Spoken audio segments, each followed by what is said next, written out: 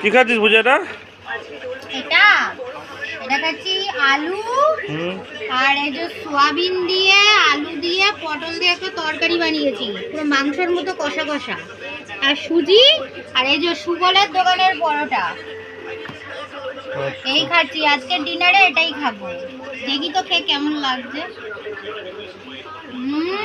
Heavy আছে। তোমার কেমন লেগেছে? আমার তো ভালো লেগেছে।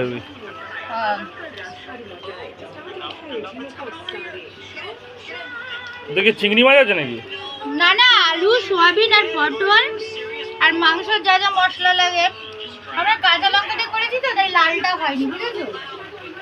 তুমি তো বলো কাঁচা লঙ্কা দিয়ে করতে, শুকনো লঙ্কা খেতে না, আমি কি করবো বলো?